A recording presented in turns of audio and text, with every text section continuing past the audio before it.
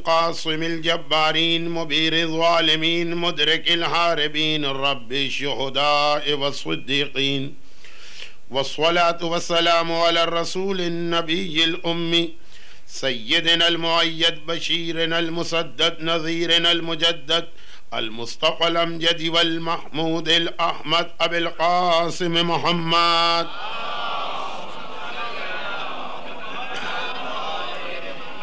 وآله وعطرته وأهل بيته الطيبين الطاهرين المعصومين المظلومين المنتجبين المكرمين لا سيما على بقية الله في الأراضين وحجته على العالمين اللهم عجل له الفرج واللعنة الدائمة على أعدائهم أجمعين أما بعد فقد قال الله عز وجل في محكم كتابه الكريم بسم الله الرحمن الرحيم وقل تعالوا أتل ما حرم عليكم ربكم إلى أن قال أن هذا صراط مستقيما فاتبعوه ولا تتبعوا السبل فتفرق بكم عن سبيله ذلكم وصاكم به لعلكم تتقون وقال إن الله وملائكته يصلون على النبي يا أيها الذين آمنوا صلوا عليه وسلموا تسليما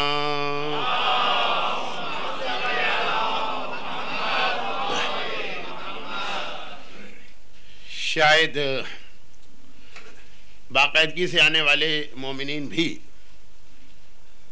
یہ بھول گئے ہوں کہ اس عشرے کی پہلی مجلس میں سورہ احزاب کی اس آیت کی تلاوت کی گئی تھی اور اس لیے جس عنوان پہ ہم گفتگو کر رہے تھے اور کی گئی اور آج اختتام ہوگا وہ اسی آیت پہ جا کے وہ عنوان وہ موضوع وہ سبجیکٹ اپنی آخری منزلوں تک پہنچے گا لیکن پہلے سورہ انعام ہی کی آیتوں سے استفادہ کرتے ہوئے جلدی جلدی اس پیغام کو مکمل کر لیا جائے کہ جس کا حق ادا تو نہ ہو سکا اس لیے کہ 10 باتیں تھیں جن میں سے صرف 2 یا 3 باتوں کی تشریح میں ہی یہ پورا عشرہ مکمل ہو گیا باقی باتیں بھی وضاحت طلب ہیں لیکن اب کیونکہ وقت نہیں رہا تو خلاصہ یہ ہے کہ سورہ انعام کی آیت 151 152 153 اس سوال کے جواب میں نازل ہو رہی ہے کہ جو پہلے عشرے کی اس عشرے کی پہلی مجلس کا پہلا جملہ تھا کہ اسلام ہے کیا چاہے وہ اللہ کے رسول کے زمانے میں ذہنوں میں پیدا ہونے والا سوال ہو کہ کیا نئی آواز ہے کیا یہ نئی چیز ہے کیا جس نے سارے معاشرے کو درم برم کر کے رکھ دیا اور یہی سوال گھوم پھر کے آج بھی پوچھا جا رہا کہ یہ ہے کیا اسلام آخر جو دشمنان اسلام ہیں انہوں نے تو اس کا ایک جواب تیار کر کے میڈیا کو دے دیا اور وہ صبح و شام اسی کو گھما گھما کے دہرایا جا رہا لیکن ایسا نہیں ہے کہ غیر مسلموں میں سب کے سب اتنے احمق ہوں یا اتنے بے وقوف ہوں یا اتنا زیادہ میڈیا کے زیر اثر ہوں کہ جو وہ کہیں اس کو مان لے وہاں بھی جو عقل رکھنے والے سمجھ رکھنے والے وہ یہ سوال کرتے ہیں کہ یہ ہے کیا چیز تو اسی کے حوالے سے 1400 سال پہلے سے لے کے آج تک اس سوال کے حوالے سے سورہ انعام کی ان آیتوں کی تلاوت کی گئی کہ اب یہ ہے اسلام وقت نہیں رہا کہ ان تمام باتوں کو دوبارہ دہرایا جائے حتیٰ آج میں ان آیتوں کی خالی تلاوت کر کے ان کا خالی ترجمہ بھی نہیں کر پا رہا ہوں کل یہاں تک بات پہنچی تھی کہ پھر قرآن نے کہا کہ اس میں سے ایک چیز یہ کہ حق مومن کو اس طرح ادا کرنا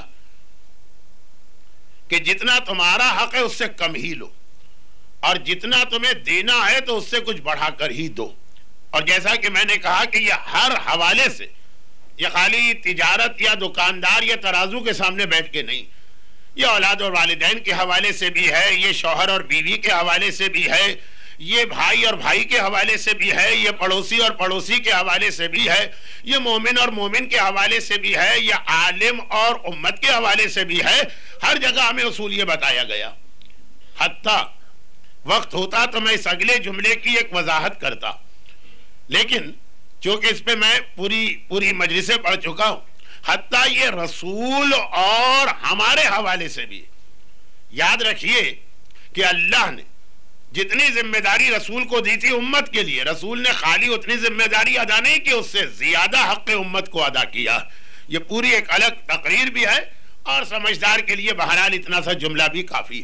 تو یہ ساری زندگی میں ایک اصول اگر انسان اپنی گرہ میں باندھ لے، اور پھر اس کے بعد اب یہ قرآن کریم آخر میں اس منزل پہ پہنچا کہ الگ الگ باتیں کیا بتائی جائیں. سورہ انعام تو اس وقت نازل ہوا ہے کہ جب احکامات شریعت ابھی سامنے نہیں آئے تھے، تو آخر میں خلاصہ پیش کیا کہ انا ھذا صراطی مستقیم. بس اب یہ یاد رکھو کہ جو میرا راستہ جس میں میں چل رہا ہوں، دیکھیں راستہ اسے نہیں کہتے جس کی تعریف کی جائے، راستہ اسے نہیں کہتے جس کے قصیدے پڑھے جائیں، راستہ اسے کہتے جس پہ آدمی چلتا ہو. تو انا ھذا صراطی، یہ جس راستے پہ میں چل رہا ہوں مستقیمہ، یہی وہ سیدھا راستہ ہے جو تمہیں حق تک پہنچائے گا. خبردار فلا تتبعوا السبل، ایک سے زیادہ راستوں کی پیروی نہ کرنا. فتفرق بکم عن سبیلہ، وہ تمہیں راہ خدا سے ضرور ہٹا دیں گی. چاہے تم نے یہ سوچا کہ چلو یہ سیدھا راستہ چل رہا نا، ایک ادھر ذرا سا مخرج نظر آ رہا، جاؤ تھوڑی دیر جاؤ اور اس کے بعد واپس یہاں پہ آ جاؤ، وہ جا تو سکتے ہو، واپسی کا راستہ نہیں ہوتا جب تک کہ انسان وہ والی توبہ نہ کرے جس کے حوالے سے آخر میں 2-3 باتیں عرض کر دوں. 9 دن جو ہماری گفتگو ہوئی اس کے آخر کے یہ روایت آئی کہ اللہ کو سب سے زیادہ ناپسند کون بندہ. اگرچہ آج کچھ مجھے نئے چہرے بھی نظر آ رہے ہیں، لیکن ابھی تک کی مجلس میں وہ اتنے کم ہے کہ ان کی خاطر میں ان لوگوں کو جو 9 دن سے آ کے بیٹھ رہے ہیں زحمت میں نہیں ڈالنا چاہتا یہ حدیثیں دوہرا کر. سب سے زیادہ ناپسندیدہ بندہ کون ہے؟ سب سے زیادہ متقی اور پرہیزگار بندہ کون ہے؟ سب سے بڑا جھوٹا کون ہے؟ یہ ساری حدیثیں آ رہی. تو اس کے اندر جو پہلی حدیث میں نے اس حوالے سے پڑھی تھی، جس کے لیے میں سپرلیٹو کا لفظ استعمال کرتا ہوں جو ممبر پہ اچھا نہیں لگتا، افعل التفضیل کے صیغے، تو اس کے اندر سب سے پہلی حدیث میں نے شب شہادت پڑھی تھی کہ اللہ کی نگاہ میں سب سے زیادہ ناپسندیدہ بندہ. ان ابغض الناس، بغض، سب سے زیادہ غضبناک کرنے والا بندہ. اب آئیے بالکل اس کی ایک الٹ حدیث بھی. یہ جتنی حدیثیں پڑھی گئی ہیں اس کے اندر دونوں پہلو بتائے گئے. سب سے زیادہ متقی کون ہے تو سب سے بڑا گناہگار کون ہے. سب سے زیادہ بغض رکھنے والا کون ہے، یعنی اللہ جس سے بغض رکھتا. اردو محاورے کے اعتبار سے لفظ بغض چونکہ ہمیشہ نیگیٹو سینس میں استعمال ہوتا، اس لیے ہم لوگ یہ ترجمہ نہیں کرتے اللہ جس سے سب سے زیادہ ناراض. تو اب اسی حدیث میں یہ آیا کہ یہ بھی دیکھ لو کہ اللہ سب سے زیادہ محبت کس سے کرتا، ابغض اور احب، وہ بھی حدیث میں آیا. چنانچہ ایک نہیں کئی حوالے سے آیا اور اس کو سمجھاتے ہوئے امام نے قرآن کی آیتوں کے حوالے بھی دیے. حدیث یہ، بلکہ جب یہ والی بات آ رہی ہے سب سے زیادہ پسندیدہ انسان کون ہے، پسندیدہ کا لفظ بھی صحیح نہیں ہے، لفظ ہے محبت، جس سے اللہ سب سے زیادہ محبت کرتا. اللہ محبت کرتا اور سب سے زیادہ محبت کرتا. وہ امام نے ذرا مزید واضح کر کے سمجھایا کہ خالی انسانوں میں نہیں. اب تک جو حدیثیں آئی ہیں، جو لوگ میرے ساتھ پہلے دن سے بیٹھے ان سے بات کر رہا ہوں، باقی لوگ تھوڑا سا آرام کر لیں کہ اب تک جو حدیثیں آئی ہیں اس کے تعلق انسانوں سے. انسانوں میں سب سے زیادہ ناپسندیدہ کون ہے، انسانوں میں سب سے بڑا جھوٹا کون ہے. اس میں اب انسان کی بات بھی نہ رہی. جہاں محبت کی بات آئی تو حدیث یہ کہ لیسا شیئن احب الی اللہ عز وجل، کائنات کی جتنی چیزیں ان میں سب سے زیادہ اللہ کو پسند آنے والی چیز، محبت والی چیز جس سے اللہ محبت کرتا ہے، کہا لیسا شیئن، لفظ شیء آیا، کوئی شیء ایسی نہیں احب الی اللہ عز وجل جس سے اللہ اتنی محبت کرتا، جتنی مومن، جتنی محبت من مؤمن تائب اور مؤمنۃ تائبۃ، ایسے مومن اور مومنہ سے کرے جس نے زندگی گناہوں میں گزار دی مگر آخر میں توبہ کر لی، اپنے گناہوں کا اقرار کر لیا، اپنے گناہوں کو مان لیا. ویسے اسلام کا ایک عام طریقہ کہ جب بھی کوئی حکم خدا بتایا جاتا، مرد اور عورت کا فرق نہیں ہوتا. لفظ مرد کا استعمال ہوتا ہے لیکن اس میں عورتیں بھی آ جاتی ہیں.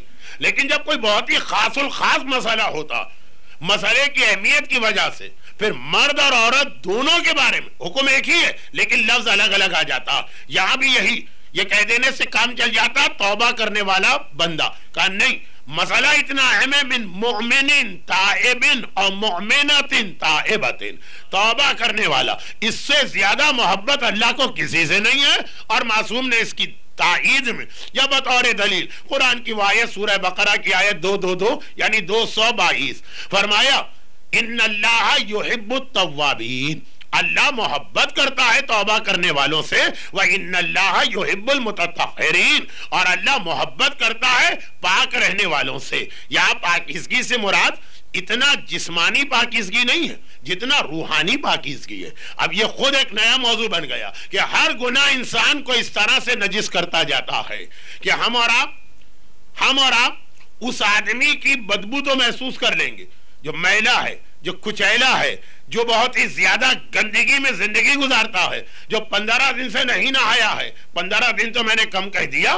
ایسے لوگ بھی ہیں جو کہتے ہیں جس دن پیدا ہوئے اس دن نہائے تھے اور جس دن مریں گے اس دن نہلائے جائیں گے. نہ پہلے نہانے میں ہمارا دخل نہ آخری نہانے میں. تو اب ایسے لوگ ہمارے اطراف میں آ کے بیٹھے، ہمیں محسوس ہو جاتا کہ یہ بدبو آ رہی ہے، یہ گندگی سے نکل کے آ رہے ہیں، کوئی گندا کام کر کے آ رہے ہیں. لیکن اگر کوئی جھوٹ بول کے ہمارے برابر بیٹھے ہمیں احساس نہیں ہوگا. وہ تو بہترین پرفیوم چھڑک کے آ رہا ہے، ہم تو یہ محسوس کر رہے ہوں گے کہ اس سے زیادہ خوشبودار کوئی نہیں ہے. غیبت کرنے والا، کسی مومن پہ تہمت لگانے والا، کوئی واجبات کو قضا کرنے والا، کسی حرام کو انجام دینے والا. ہاں آیت اللہ العظمہ آغائے بہجت جیسی عرفانی شخصیتیں ہوں تو وہ ظاہری گندگی کو اتنے جلدی محسوس نہیں کرتی ہیں جتنی باطنی گندگی کو محسوس کیا کرتی ہیں.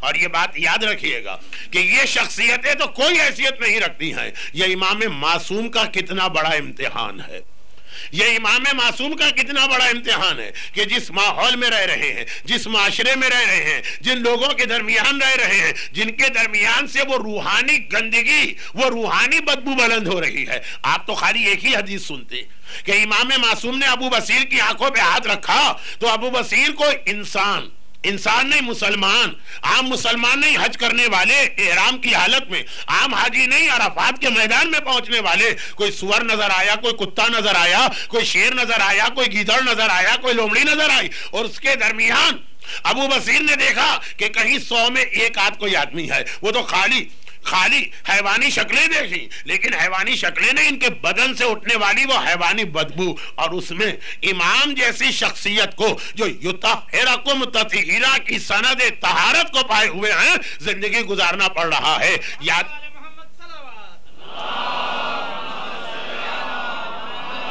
لیکن امام کا خالی وہی جہاد نہیں ہے کہ امام کو زہر دیا گیا، امام پہ تلوار سے حملہ ہوا، امام کو نیزوں کا نشانہ بنایا گیا، امام کے بدن پہ برچھیاں برسائی گئی، بلکہ ساری زندگی اس ماحول میں امام کے لیے رہنا یہ خود کتنا بڑا امام کا امتحان تھا. لیکن بار بار بتاتے ہیں کہ جس طرح سے گناہگار کے بدن سے وہ بدبو بلند ہوتی ہے، ایک بار وہ توبہ کر لے پروردگار کی نگاہ میں اتنا پسندیدہ ہو جاتا ہے، اتنا پسندیدہ ہو جاتا ہے کہ ملائکہ، امام کا جملہ ہے، ملک مقرب کوئی حیثیت نہیں رکھتا ایک گناہگار مومن کے مقابلے میں جو بارگاہ الہی میں. اور پھر جو میں 2 4 5 6 دن سے کہہ رہا ہوں کہ یہ جو تصور ہے اسے کمزور کر کے ذہنوں سے نکالنا کہ نیکیوں کا فائدہ خالی قبر میں ملتا ہے، جس کی وجہ سے آدمی ذرا کمزور ہو جاتا ہے. چنانچہ اور باقی چیزیں تو چھوڑیے، یہی ایک خیال جو ذہنوں میں آ کے بیٹھ گیا ہے نا، اسی کا ایک نتیجہ کہ آدمی کہتا ہے سب کچھ صحیح.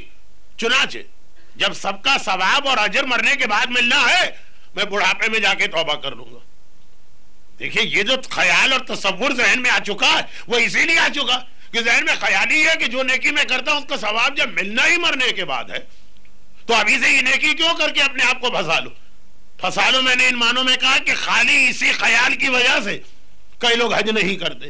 یہ حج کر لیا تو پھر گناہ چھوڑنا پڑیں گے، ابھی سے چھوڑ دیں. ابھی تو 40 سال 30 سال 35 سال 25 سال باقی ہیں. تو اب جو ذہن میں یہ خیال آیا ہے نا کہ یہ نیکیوں کا اجر مرنے کے بعد مل رہا، اگرچہ عام جملہ تو لوگ یہ کہتے کہ تمہیں پتا کیسے چلا کہ کب مرو گے، لیکن میں اس سے ہٹ کے ہی جملہ کہہ رہا ہوں کہ کہ وہ جو چلے مرنے کے بعد جو دنیا کی برکتیں پھر وہ کہاں چلی گئی، جو دنیا کے فوائد ہیں وہ کہاں چلے گئے، جو تمہاری اولاد کے سامنے نیکیوں کا اجر آنے والا وہ کہاں چلا گیا، وہ تو تم اپنے ہاتھوں سے جتنا ڈیلے کر رہے ہو اتنا اسے کھوتے چلے جا رہے ہو۔ اور نیکیوں کے حوالے سے کل والی بات کو مکمل کر دوں، تفسیر المیزان غالباً شیعہ تاریخ میں اگرچہ ہے ہمارے اس دور کی تفسیر، لیکن یہ کہا جا سکتا ہے کہ پوری شیعہ تاریخ کے 1200 یا 1300 1400 سال میں اتنی عظیم تفسیر کوئی نہیں لکھی گئی۔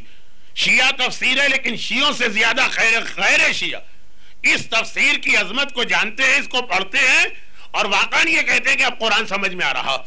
لیکن میں تفسیر میزان کی طرف نہیں جا رہا ہوں، ہے ذرا دقیق تفسیر، ہر ایک کی سمجھ میں نہیں آتی۔ اس تفسیر کا فارسی ترجمہ جس عظیم عالم نے کیا، حجت الاسلام سید باقر حمدانی، وہ ایک واقعہ یہ بیان کر رہے، یعنی توبہ کی برکتیں، تو توبہ کی برکتوں میں باقی چیزیں جو میں نے ابھی بتائیں وہ بہت کم ہیں۔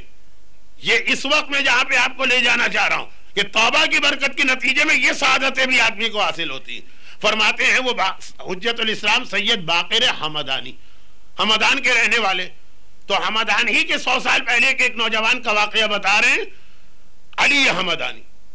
بہت ہی زیادہ اگر اس کے کردار کو ایک جملے میں لانا چاہوں، تہذیب منبر کے خلاف تو ہے لیکن چونکہ کوئی اس کے اندر ایسی توہین نہیں کہ حمدان کا مانا ہوا غنڈہ،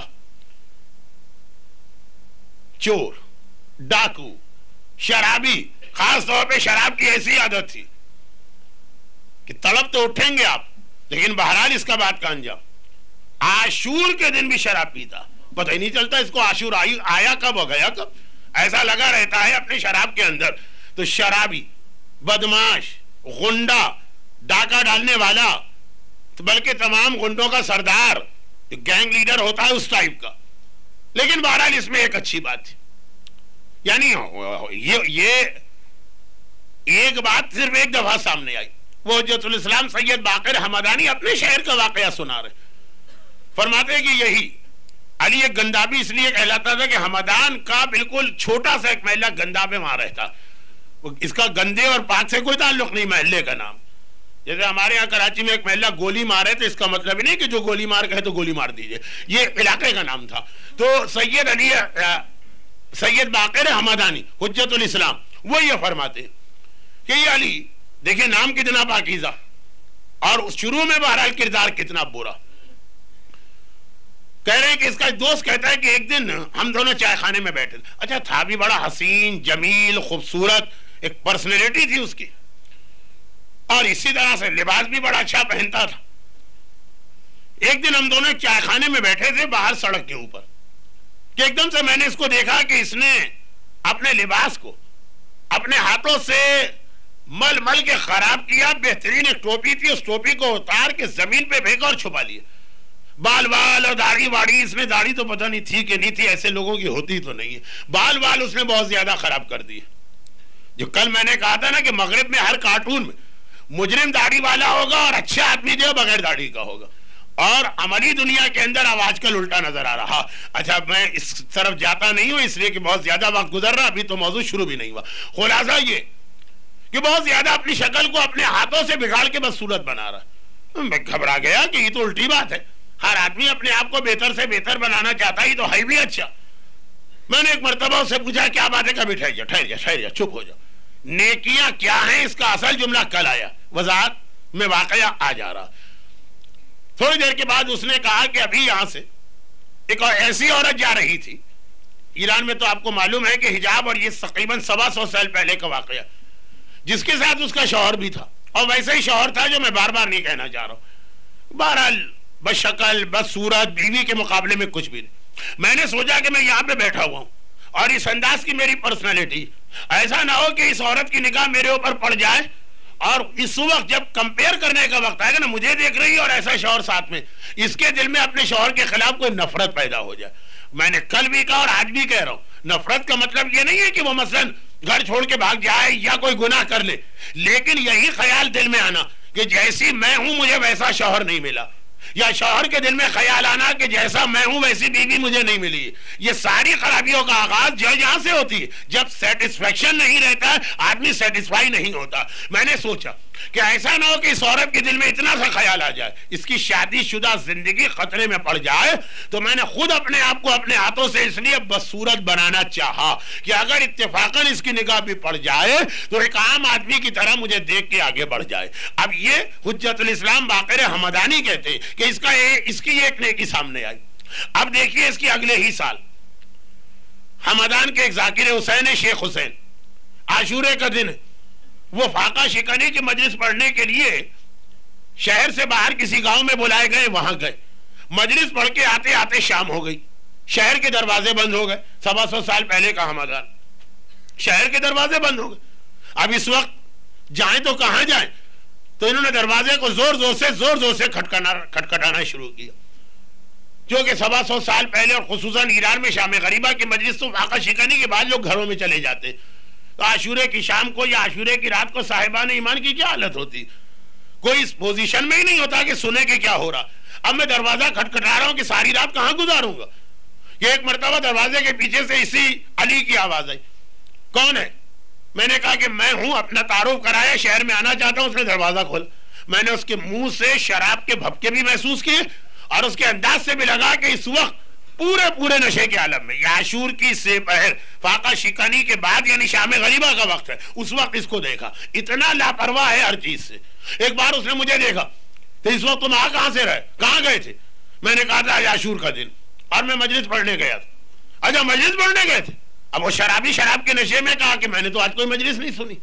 تو آج کوئی مجلس ہوتی ہے؟ میں نے کہا ہاں آج تو اتنا اہم دن، تو میرے لیے مجلس پڑھو، میں مجلس سننا چاہتا ہوں. اب وہ ساری نشے کے عالم میں بیان کر رہا، میں مجلس سننا چاہتا ہوں. میں نے کہا کہ اس طرح مجلس نہیں پڑھی جاتی. ایک ممبر چاہیے، سننے والے چاہیے. وہ زمین پہ سجدے کے عالم میں چلا گیا. کہا یہ ممبر بن گیا، بیٹھ جا اس کے اوپر. اور سننے والا چاہیے تو میں ہوں سننے والا. شرابی اور ایسا مشہور شہر کا غنڈہ اور بدماش، اور بات بھی ایسی کہہ رہا مجلس مصائب تو آدمی اکیلے اور تنہائی میں بھی پڑھتا. یہ جو آزاداری ہم تک پہنچی ہے تو اس حالت میں پہنچی ہے کہ اکیلے جنگلوں میں جا کے ہر شخص نے اس آزاداری میں حصہ لیا ہے. اس لیے کہ کسی کو سنانے کے لیے تو پڑھا جاتا ہے، جس کو سنانے کے لیے پڑھا جاتا ہے وہ آ ہی جاتا ہے یا وہ آ ہی جاتی ہے. یہ تاریخ بتا رہی ہے کہ اس طرح سے آسانی سے 1400 سال کے بعد یہ آزاداری ہمیں نہیں ملی ہے. بڑی محنتوں کے بعد، بڑی قربانیوں کے بعد. یہ دوسری بات ہے کہ جتنے قربانیوں کے بعد ملی اتنی آسانی کے ساتھ کچھ لوگ اس کو ضائع کرنے کے بارے میں سوچ رہے ہیں، لیکن وہ پہلے بھی ناکام ہوئے، ابھی بھی ناکام ہوں گے. اب ایک بار یہ سجدے کے عالم میں شیخ علی پہ بیٹھ گئے اور مصائب شروع کی.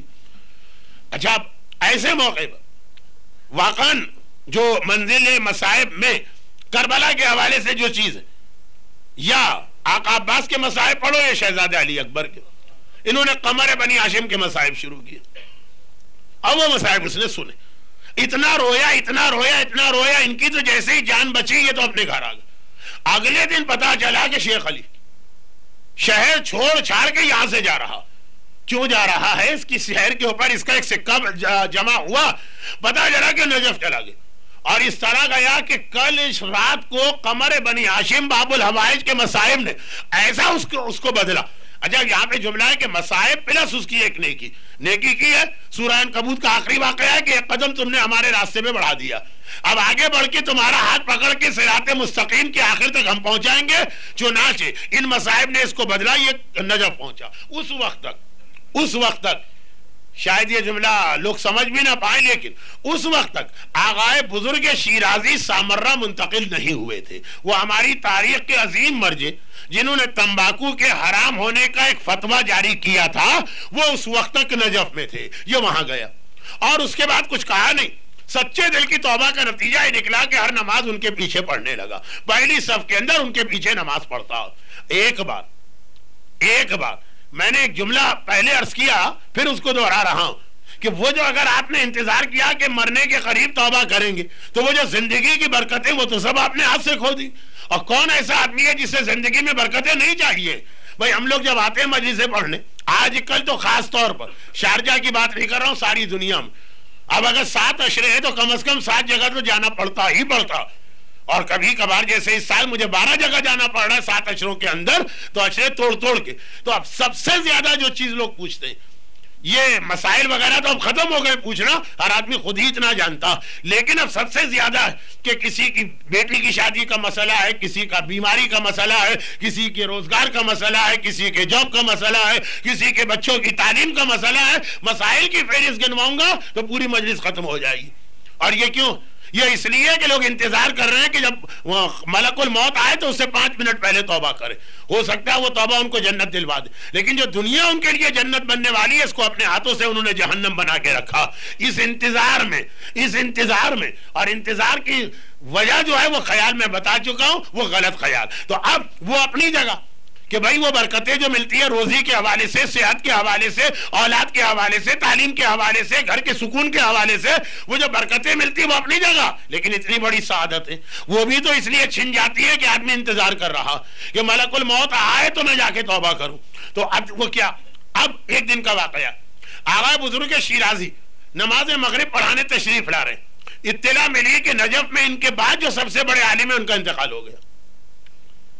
اب وہ نام زیادہ میں نہیں لینا چاہتا، لیکن جیسے آج کی دنیا میں آپ کو بتا ایک آپ کا مرجع ہے جس کی آپ تقلید میں، لیکن اس کے بعد 2-3 اسی لیول کے آدمی اور ہمارے علماء بھی آپ کے سامنے، اور اس سے پہلے بھی یہی تھا آغا خوئی اور آغا خمینی اور 8-10 نام.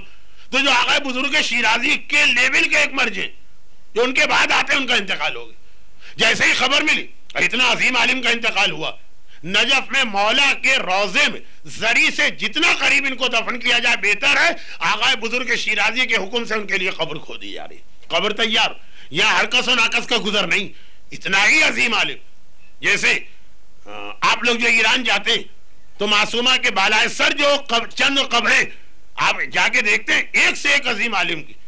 ان میں سے چند کے نام تو آپ کو بتائیں کہ یہ شیخ عبد الکریم حائری ہیں، اور یہ آغا محمد علی عراقی ہیں، اور یہ آغا سید محمد رضا گل پائگانی ہیں، کیونکہ آپ ان کی تقلید کر چکے. لیکن اتنے ہی عظیم علماء وہاں پہ قبر کھودی جا رہی ہے نجف میں مولا کے روضے کے قریب والی جگہ جہاں پہ ان کی قبریں کھودی جاتی. اب وہ نماز مغرب اور عشاء پڑھا کے فارغ ہوئے، ایک دم پتا چلا کہ جن مرجع کا انتقال ہوا تھا وہ اصل میں انتقال نہیں ہوا تھا، ان کو سکتہ ہو گیا. پرانی میڈیکل سائنس اتنی ترقی والی تو تھی نہیں. ادھر قبر تیار ہو رہی ہے، پتا چلا سکتہ تھا وہ ٹھیک ہو گئے، قومے سے باہر آ گئے اور وہ مسئلہ حل ہو گئے. لیکن جیسے ہی یہ خبر آئی ویسے ہی پہلی صف میں یہ جو کبھی شرابی تھا، جو کبھی غنڈا تھا، جو کبھی بدماش تھا، جو کبھی عاشور کے دن بھی شراب پیتا تھا، اچانک جیسے آج کل تو لوگ سمجھ گئے کہ ہارٹ اٹیک ہو گیا ہوگا، اچانک مسلح پر بیٹھے بیٹھے گرا، معلوم مر گیا.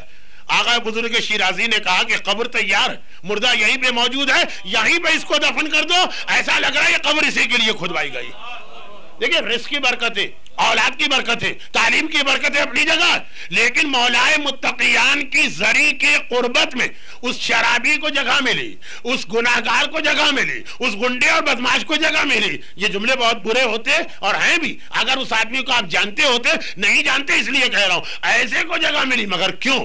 اس لیے کہ اس نے اتنی بڑی ایک نیکی انجام دی ہے کہ جو اسلام کی نگاہ میں گھر کو بچانا، اسلام کی نگاہ میں سامنے والے کو، عورت ہے تو اس کے دل میں گناہ کا خیال نہ آنے پائے، مرد ہے تو اس کے دل میں گناہ کا خیال نہ آنے پائے. اور یہ خدمت، یہ میں تو اس کو سب سے بڑی سعادت سمجھتا ہوں. ارے رزق، روزی، تعلیم، اولاد، جاب، یہ سب بات کی چیزیں ہیں. مولائے متقیان کے پہلو میں اس انداز سے دفن ہونا یہ اتنی بڑی سعادت و نیکی ہے کہ اس کے لیے آدمی اپنی اولاد کو بھی ذبح کر دے تو شاید کم ہو. اور اتنی بڑی سعادت مثلا ہماری خواتین کو مل سکتی اگر وہ اپنے حجاب کو صحیح کر لیں، اگر وہ اپنے لباس کو صحیح کر لیں. کسی مرد کے دل میں وہ خیال نہ آنے دے جس کا بیان کل ہو چکا ہے. اور میں جب اس طرح رکتا ہوں تو اس کا ایک ہی مطلب ہوتا کہ میں آپ کو زحمت نہیں دیتا. ذرا سا مجمع آگے آ جائے، ادھر بہت جگہ خالی ہے، آپ حضرات ادھر پہنچ جائیں تاکہ میرا بیان پھر ڈسٹرب نہ ہو، مسلسل یہ بیان جاری رہے. جگہ بہت ہے یہاں پہ، جتنا مجمع اتنا ہی اور بھی آ سکتا ہے. کیا ہوا، لوگ ٹس سے مس کیوں نہیں ہو رہے؟ ادھر ادھر ادھر بہت جگہ ہے. اقبال بھائی مائک کام کر رہا ہے کہ نہیں؟ لوگ اپنی جگہ بیٹھے ہوئے اسی طرح. اچھا میں اس لیے کہہ رہا ہوں کہ لوگوں کا عمل. ادھر بہت جگہ ہے، ادھر سے بھی میں نظر آتا ہوں. جو مجھے دیکھنا چاہے تو. اچھا محمد والے محمد صلوات. دیکھیں ایک حکم تو ویسے ہی عورت پہ واجب ہے, یہ عورت کے لیے بھی ہے, یہ مرد کے لیے بھی. اور اسی حوالے سے آج میں ایک نئے اینگل سے ایک مسئلے کی بات کر رہا ہوں کہ جی وہ نوجوان کہتے ہیں ہم داڑھی اس لیے نہیں رکھتے کہ کوئی ہم سے شادی نہیں کرے گی. اچھا کیوں نہیں کرے گی شادی کا؟ ہم اتنے خوش شکل نظر نہیں آتے تو اور بھی اچھا.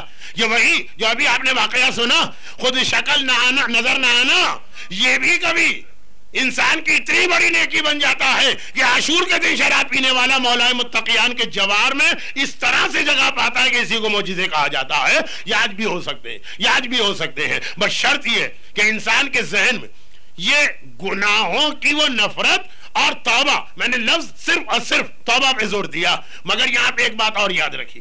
مولا کی بات آئیے نا, تو مولا کے حوالے سے ایک بات اور, جو سورہ انعام کی آیت کا 10واں اور آخری جملہ, توبہ کے حوالے سے ایک جملہ تو ممبر پہ بہت بہت بہت آتا, گرچہ وہ میرا موضوع بن سکتا ہے, لیکن میں یہ نہیں چاہتا کہ تکرار کر کر کے وہی پرانی باتیں آپ کو سناؤں.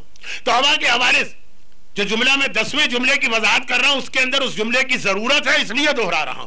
توبہ کے حوالے سے ہمارے سامنے بالکل شروع میں 2 کیریکٹر آئے, ایک شیطان کا, ایک آدم اور حوا کا. بالکل شروع میں 2 چیزیں آئیں. شیطان نے بھی ایک حکم کی مخالفت کی جو اس کے لیے واجب تھا. آدم اور حوا نے ایک ایسے حکم کی مخالفت کی جو ان کے لیے واجب بھی نہیں تھا.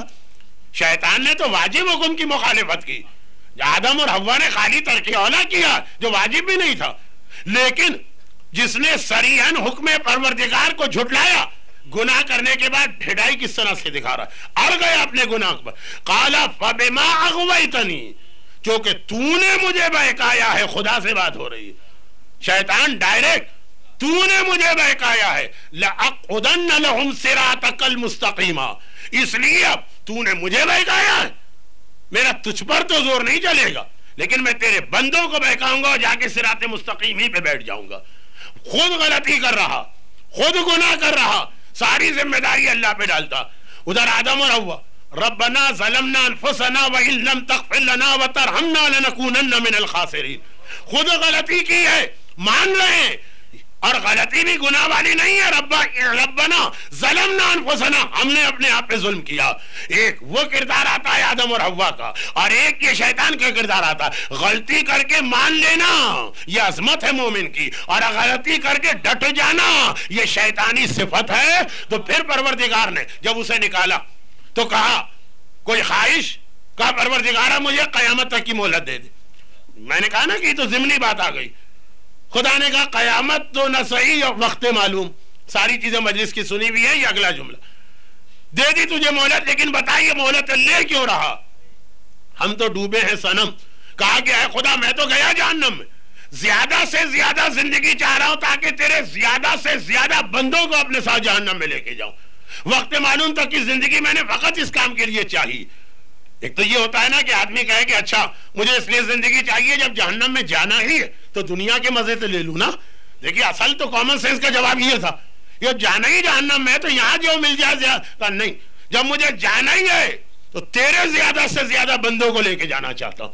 تو خدا نے کہا بس تو اگر اس لیے سے یہ مہلت مانگ رہا تو میں بھی اپنے بندوں سے اعلان کر رہا ہوں کہ وقت معلوم تک کے لیے میں نے توبہ کے دروازے کو کھلا رکھا ہے. جتنا بڑا گناہ کرو شیطانی بہکاوے میں آ کے میں تمہیں معاف کرنے کو تیار.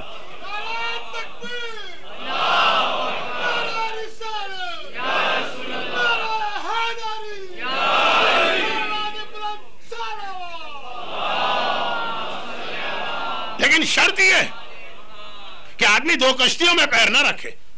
شیطان نے کہا کہ میں صراط مستقیم پر بیٹھوں گا, اور پیغمبر کی زبان سے جملہ یہ سورہ انعام کی آیت بنا, ان ھذا صراط مستقیم.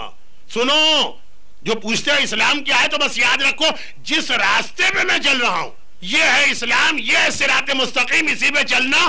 ولا تتبعوا السبل, خبردار یہ غلطی نہ کرنا کہ کئی راستوں پہ ایک ساتھ کام شروع کر دو. ایسا بھی ہوتا ہمارے یہاں کراچی میں تو بہت کثرت سے بقرعید کے دن جو قصائی آتے ایک ساتھ 8-10 بکرے ذبح کر دی, ان کی گردن کاٹی, ان کی گردن کاٹی, یعنی ان کے بکرے کی گردن کاٹی, ان کے بکرے کی گردن کاٹی, ان کے بکرے کی, اب سارے نامکمل چھوڑ کے پھر واپس آ رہا. درزی بھی کچھ اسی انداز کے کام کیا کرتے.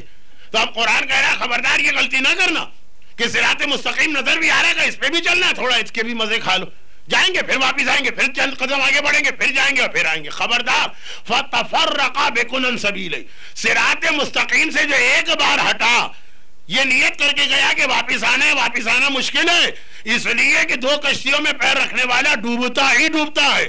قرآن کریم کہہ رہا مذبذبین بین ذالک لا الہ الا ولا الہ الا، کہ منافقوں کی پہچان یہ ہے کہ تذبذب کے عالم میں ہوتے ہیں، نہ پورے ادھر آتے ہیں نہ پورے ادھر آتے ہیں. یہ سب میں کہہ کیا رہا ہوں؟ یہ سب میں یہ کہہ رہا ہوں کہ ہمارے گھروں کا ماحول ایسا ہے کہ ہم تو فرشتوں کو بھی چکرا دیں اور فرشتوں میں بھی جھگڑے ڈلوا دیں. خالی شوہر بیوی میں جھگڑے نہیں ہوتے، بھائی بھائی میں نہیں ہوتے، فرشتوں تک کو ہم چکرا دیں. ایک روایت تو کل آئی تھی کہ میدان قیامت میں فرشتہ چکرا کے رہ گیا جب اس نے بغل سے فائل نکالی، وہ تو آپ نے سن لیا. وہ روایت تھی جو میں نے اپنے الفاظ میں بتائی. اور ایک میں مثال یہاں دے رہا ہوں، وہ یہ کہ کوئی صاحب دوسرے صاحب سے ملنے ان کے گھر گئے. انہوں نے بڑا خطرناک قسم کا کوئی کتا پالا ہوا تھا. اس نے باہر سے آنے والے کو دیکھا تو خرانے لگا، بھونکنے لگا، دانت نکالنے لگا. یہ گھبرا کے رک گئے. صاحب خانہ نے، کتے کے مالک نے کہا گھبرا گیا نہیں، آئیے آئیے. کہا کہ یہ اتنا خطرناک کتا بھونک بھی رہا ہے، خرا بھی رہا ہے، دانت بھی دکھا رہا. کہا مگر یہ بھی تو دیکھیے کتنے پیار سے اپنی دم ہلا رہا. تو یہ صاحب کہنے لگے کہ دیکھ تو رہا ہوں، یہ سمجھ میں نہیں آتا اس کتے کے کس سرے پہ بھروسہ کروں. اگر ایک سرے سے محبت کا اظہار دم تو دوسرا سرا. فرشتے بھی ایسے ہی چکرا جاتے ہیں، فرشتے بھی ایسے چکرا جاتے ہیں جو میں نے کہا نا مذبذبین بین ذالک، نہ ادھر نہ ادھر. پیغمبر نے، قرآن نے پیغمبر کی زبانی کہلوایا ایک راستہ لو، یہ نہیں ہے کہ اس پر بھی چلنا. دیکھیں قرآن یہ نہیں کہہ رہے کافر ہے، قرآن کہہ رہا مسلمان صراط مستقیم پہ بھی چلنا، لیکن ذرا سا مزہ اس کا بھی چک کے آ جاؤ، پھر واپس اس پہ آ جائیں گے. تو کہا یہ نہیں، فرشتے چکرا گئے. مثلا وہ ہمارے یہاں شادی کی تقریب میں شرکت کے لیے آئے، دو ٹائپ کے فرشتے آئے. ایک طرف رحمت کے فرشتے آئے، یہاں حدیث قصہ پڑھی گئی، یہاں رحمت لے کے آنا. اور ادھر عذاب کے فرشتے آئے کہ یہاں پہ گانا بجانا اور مکس گیدرنگ ہو رہی ہے، عذاب لے کے آنا. دونوں فرشتوں میں جھگڑا ہو گیا. رحمت کے فرشتے کہیں گے یہ میری پارٹی، اور عذاب کے فرشتے کہیں گے کہ میری پارٹی. فیصلہ ہی نہیں کر پائیں گے کہ اس شادی کے کس سرے پہ بھروسہ کریں. آغاز تو حدیث قصہ سے ہوا اور اختتام مکس گیدرنگ، اختتام ڈانس اور اختتام گانے پہ ہو رہا. خالی شادی میں نہیں، ہمارے گھرانوں میں بھی یہی ہوتا، ہمارے گھروں میں روزانہ یہی ہوتا. صبح اٹھ کے 2 رکعت نماز پڑھ لی، یا حدیث قصہ پڑھ لی، یا سورہ یاسین پڑھ لیا، تھوڑی سی دعائیں پڑھ لی، اور اس کے بعد سارا دن جو جیو مرو سہارا فلاں فلاں امکا ڈھمکا ایسے ایسے چینل چل رہے ہیں. وہ رحمت کے فرشتے رحمت لے کے دوڑے دوڑے آئے، پتا چلا اس سے پہلے عذاب کے فرشتے آگے کلیم کرنے لگے یہ ہماری پارٹی ہے، بھائی یہ ہمیں بلا رہی ہے، دیکھتے نہیں اس کے گھر میں سب کیا ہو رہا. تو خواتین کے جو مجالس دبئی میں ہونے والی ہے اس میں یہ موضوع، اس کو میں مثال کو ہی عنوان بنا کے موضوع آگے بڑھاؤں گا. تو یہ قرآن کہہ رہا ہے ما جعل اللہ للرجل فی قلبہ من جوفین. یاد رکھو اللہ نے کسی آدمی کے 2 دل نہیں بنائے، دل ایک ہوتا ہے، یا ادھر ہو جاؤ یا ادھر ہو جاؤ. یہ منافقین ہیں مذبذبین بین ذالک لا الہ الا لا الہ الا، تو چل رہے ہیں دونوں طرف. کبھی ادھر آ جاتے ہیں پیغمبر کے پیچھے نماز پڑھتے ہیں، کبھی ادھر جا کے ابو جہل سے سازشیں ہونے لگتی ہیں. ایسا نہ بنو. کسی نے مولا سے سوال کیا، کسی نے مولا سے سوال کیا مولا میرے دل میں آپ کی بڑی محبت ہے، بہت بڑی بات، مگر وہ جو فلاں آدمی ہے اس کی بھی بڑی محبت. مولا کا مشہور دشمن، آپ سے بھی محبت ہے اور اس سے بھی محبت. مولا نے جواب دیا اس وقت تو کانا ہے، یا دونوں آنکھیں والا بن جا یا دوسری آنکھ پھوڑ کے پورا اندھا بن جا.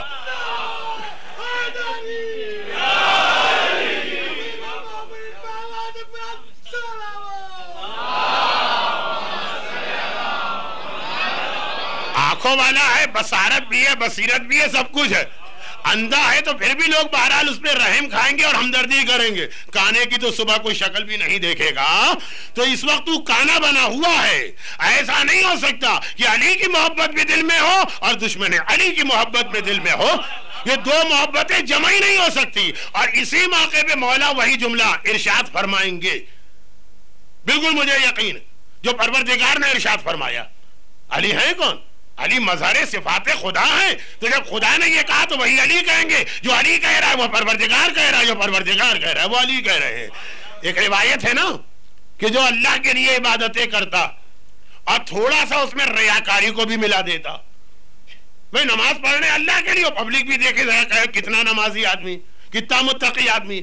تو پروردگار حدیث قدسی میں ارشاد فرماتا ہے انا خیر و شریک، میں بہترین پارٹنر ہوں. جب پارٹنرشپ میں کوئی بزنس ہوتا ہے نا تو اس میں کیا ہوتا ہے، دونوں پارٹنر کہتے ہیں کہ یہ جو ہم نے سودا کیا تھوڑا حصہ ہمارا تھوڑا تمہارا، 50-50 60-40 جو بھی ہو. پارٹنرشپ میں جب کوئی بزنس کیا جاتا ہے، کوئی کام کیا جاتا تو دونوں پارٹنر کو حصہ ملتا، کوئی اپنا حصہ چھوڑنے کو تیار نہیں. پروردگار کہتا میں ایسا نہیں، انا خیر و شریک، میں بہترین پارٹنر ہوں. اگر کوئی شخص کوئی عبادت میرے ساتھ پارٹنرشپ میں کراتا ہے کہ اللہ بھی حکم خدا ہے، اور ذرا لوگ بھی کہیں کہ حاجی صاحب آ رہے ہیں، لوگ بھی کہیں کہ فلاں سرمایہ دار آ رہا ہے جو بڑی چیریٹی کرتا، لوگ بھی کہیں کہ نمازی آ رہا، دونوں کے لیے کیا نا تو ہونا ہی چاہیے 50-50.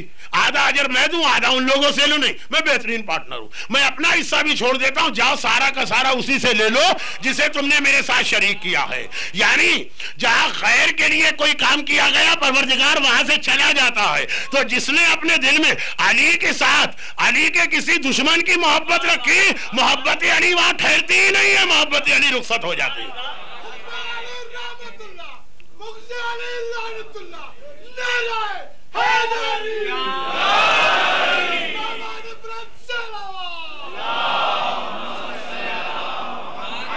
مگر جو چیز مقام عقیدہ میں طے شدہ، عقیدے کی منزل میں یہ طے شدہ کہ کر ہی نہیں سکتے ہو کہ علی کی محبت کے ساتھ کسی دشمن علی کی محبت کو دل میں رکھو، وہی چیز مقام عمل میں بھی لائق توجہ ہے.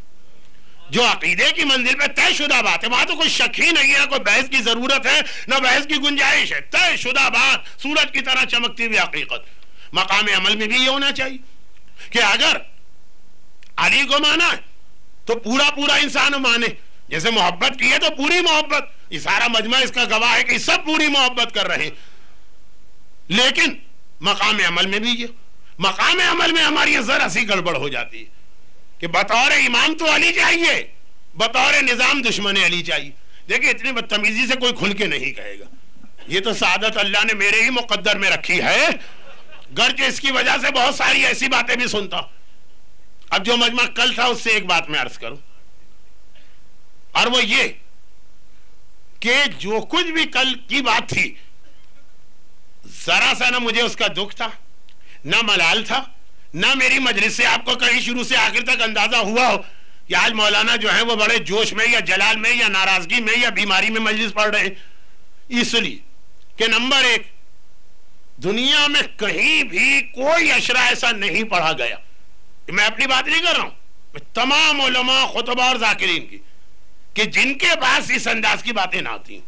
ہر قسم کے لوگ، یعنی وہ کہ جن کی مجالس بعض اوقات گمراہی کی منزل پہ بھی جاتی ہے لیکن انہیں بھی یہ بات لکھی جاتی ہے، ہمیں بھی لکھی جاتی ہے، تو یہ ہم لوگوں کے لیے کوئی مسئلہ نہیں. آپ گھڑی پہنتے ہیں، یہ شوق پروف بھی ہے، واٹر پروف بھی ہے، تو ہم جیسے لوگ جو ہے نا گالی پروف ہوتے ہیں، ہم پہ کوئی فرق نہیں پڑتا. پہلی بات تو یہ. اور دوسری بات یہ کہ میرے ایک استاد تو میں نہیں کہہ سکتا ہوں، لیکن یہ کہیے کہ ایک بہت ہی مشفق ناصح خطیب اعظم مولانا غلام عسکری صاحب علی اللہ مقاموں ہندوستان سے تعلق تھا. زندگی کے آخری 4 سالوں میں میرا ان سے حج میں مینا کے میدان سے تعارف شروع ہوا. تو انہوں نے ایک بات کہی تھی، سب سے زیادہ تو مخالفتوں کا اور اتہامات کا اور الزامات کا نشانہ وہ بنے تھے. تو انہوں نے ایک جملہ کہا تھا کہ بعض اوقات ہم پورا اشرا پڑھ جاتے اور اس انداز کی کوئی بات نہیں ہوتی ہے تو یہ تشویش ہوتی ہے کہ پبلک سن کے گئی کہ سو رہی تھی، اس لیے کہ اگر ہماری بات سمجھ میں آئی ہوگی تو یقیناً اس کا کوئی ری ایکشن ہونا چاہیے. سارا مجمع تو متقی پرہیزگار لوگوں کا نہیں ہے، ضرور ری ایکشن کیوں نہیں ہوا. جب تالاب میں پتھر پھینکا گیا تو وہ دائرے بنیں گے، اگر وہ دائرے نہیں بنے اس کا مطلب ہمارا پتھر تالاب میں نہیں گرا، کہیں اور جا کے گر گیا، ہمارا نشانہ خطا کر گیا. تو اگر یہ بات کہی ہم نے جو حق باتیں ہیں اور کوئی رد عمل نہ ہو تو ہم یہ سمجھتے ہیں کہ یہ اشرا ان معنوں میں ضائع ہو گیا کہ شاید لوگ سمجھ ہی نہ پائے کہ ہم نے کیا کہا. تو یہ ساری چیزیں ایسی ہیں جس نے مجھے خاصا حوصلہ دے رکھا. البتہ ایک چھوٹی سی بات، یہ ان لوگوں سے معذرت جو آج کی مجلس میں 20ویں کی وجہ سے آئی، 3-4 منٹ میں نے ان کے لے لیے لیکن بلا وجہ ایک ایشو بن گیا تھا اس لیے. اب اس کے بعد جو تیسرا جس کی وجہ سے میں نے آج بھی آپ کا 2-4 منٹ کا وقت ضائع کیا، گرچہ اس کا ایک فائدہ تو یہ ہوا کہ اس کے جواب میں پھر اتنی محبتیں اور اتنے خلوص مجھے ملے، سارا دن لوگوں سے رابطہ رہا، کل کی مجلس کے بعد بھی لوگ ایسی محبت والی باتیں کرتے رہے کہ جس کی وجہ سے خون سیروں بڑھ گیا، چلو ابھی نہیں، تو خیر ایک اچھی بات ہوئی۔ تیسری بات، اب اس کے بعد لوگوں نے قیاس کرنا شروع کر دی، جو میں نے کہا ہی نہیں تھا، جو کام آپ کے سپرد نہیں کیا گیا تھا وہ لوگوں نے کرنا شروع کر دی۔ یہ فلاں صاحب نے بھیجا ہوگا، یہ فلاں گروپ نے بھیجا ہوگا، یہ فلاں گروپ نے بھیجا ہوگا۔ بالکل ہندوستان اور پاکستان کے جو نجومی یا طوطے بوتے سے فال نکالتے ہیں نا، آپ ان کے پاس جائیے، وہ کیسے بالکل صحیح بات بتاتے ہیں، وہ نفسیات کہتے ہیں تمہارا دشمن تمہارے پیچھے۔ ہاں یہ تو ہے، دشمن تو ہے، بہو کہے گی ساس ہے، ساس کہے گی کہ نند ہے، نند کہے گی کہ کوئی ہے، یہ ایک فطری بات ہے۔ اتنا کہہ دیجئے تمہارا کوئی دشمن تمہارے پیچھے لگا، تم پر کسی نے کوئی جادو کیا، فوراً آدمی نہ صرف یہ کہ یقین کر لے گا، مجرم کو ڈھونڈ کے بھی لے کے آ جائے گا۔ تو اب یہ والی بات ہوئی، ہر ایک نے اپنے حساب سے اندازہ لگایا، اسی لیے میں اس کی وضاحت کر رہا ہوں۔ بعد میں پتا چلا کہ جتنے لوگوں کے اندازے تھے سب غلط نکلے۔ میرے ہی شہر کراچی کی خاتون، کوئی مرد بھی نہیں تھے، انہوں نے بعد میں فون کیا کہ مولانا وہ پرچہ میں نے بھیجا تھا، میں نے یہ باتیں لکھی تھی۔ البتہ یہ ذرا سی وضاحت کر دی کہ چونکہ میں انگلش میڈیم کی پڑھی ہوئی ہوں تو اردو نہیں لکھ سکتی، میں نے ایک صاحب سے لکھوائی تھی۔ وہ آخر کا جو حصہ جس میں کچھ نسب وسب کی بات آ گئی تھی وہ انہوں نے اپنی طرف سے بڑھا دیا تھا، لیکن باقی سب میں نے لکھا تھا۔ یہ میری دل کی آواز ہے، اس لیے کہ میں آپ کو کراچی میں 1980 سے سن رہی، کہاں تک سنے جاؤں، آخر کبھی تو آدمی پھٹ پڑے گا۔ میں نے اس بات سے اتفاق کیا، اور غالباً کل مجمع بھی شروع والے حصے سے اتنا جو تھا وہ ناراض نہ ہوا جتنا آخری جملوں سے، کہ وہ انہوں نے ذرا سا بڑھا دیا تھا۔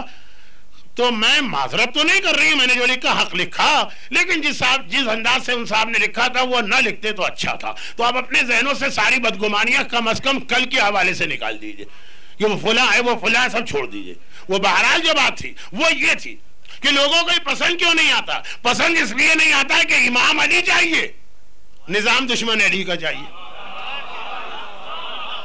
امام تو علی جیسا چاہیے، اور کوئی امام جچ ہی نہیں سکتا نگاہوں میں، لیکن نظام علی کا ذرا سا مشکل ہے، کیونکہ علی کے نظام کے اندر یہ بڑی گڑبڑ ہے کہ اگر تم علی کی شان میں گستاخی بھی کر لو تو علی چھوڑ دیں گے، بلکہ اگر سینے پر تمہارے سوار ہو کے، تمہارے نہیں وہ کافر کے سینے پہ سوار ہو کر اس کی گردن کاٹنا چاہتے ہو، چہرے پہ تھوک دے، علی اس کو چھوڑ کے چل دیں گے۔ کم از کم ابھی تو اس سے کچھ نہیں کہنا، لیکن اگر تم اللہ کے اور شریعت کے خلاف کچھ کہو گے تو کبھی علی کا کوڑا ہے، کبھی علی کی تلوار ہے، کبھی علی کی طرف سے سزا۔ یہ نظام علی، یہ نظام کھلتا ہے لوگوں کو۔ ایسا تو نہیں چلے گا کہ نماز بھی نہیں قضا کر سکتے، بے حجاب عورت، حرام کھانے والے تاجر، نمازیں قضا کرنے والے نوجوان، داڑھی منڈوانے والے بزرگ، یہ سارے کے سارے علی کے نظام میں نہیں چل پاتے، ہر ایک کو سزا ملتی۔ نظام تو وہی ٹھیک، امام وہ ٹھیک نہیں ہے، کیونکہ وہ اگر امام بنا لی تو سیدھا جہنم میں جا کے گرا دے گا، لیکن نظام وہ ٹھیک ہے۔ یا اگر فجر کی نماز 2 کی 4 بھی ہو گئی تو کوئی بات نہیں ہے، بالکل بھی نہ ہو تو کوئی بات نہیں، وہ کبھی یہ پلٹ کے نہیں پوچھے گا کہ حجاب کیا کہ نہیں کیا، حرام کھایا کہ حلال کھایا، داڑھی رکھی کہ داڑھی نہ رکھی۔ سب سے پہلے تو داڑھی اسی نے منڈوائی ہے، اس کے باپ نے منڈوائی ہے، اور جو لوگ ہیں بہرحال۔ تو خلاصہ یہ ہے کہ اس نظام کے اندر اللہ کا تو کوئی ذکر ہی نہیں۔ حاکم کے خلاف کچھ نہ کہو، باقی تمہاری مرضی ہے، جو دل چاہے کرو۔ اور علی کے یہاں یہ ہے کہ حاکم کے خلاف جو کہنا ہے کہہ دو، لیکن اللہ کے خلاف کچھ برداشت نہیں ہوتا۔ اب یہ دوسری بات ہے، یہ دوسری بات ہے کہ پروردگار ہر ایک کو برداشت کر لے گا، لیکن دشمن علی کو برداشت نہیں کر سکتا۔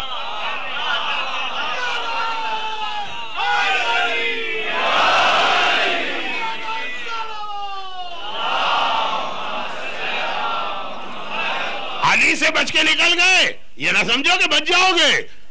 اگر علی سے بچ کے نکلے تو پروردگار بیٹھا ہے جو شاید یہ کہہ دے کہ میں اپنی شان میں گستاخی کرنے والے کو چھوڑ دوں، لیکن علی کی شان میں گستاخی کرنے والے کو نہیں چھوڑ سکتا ہوں۔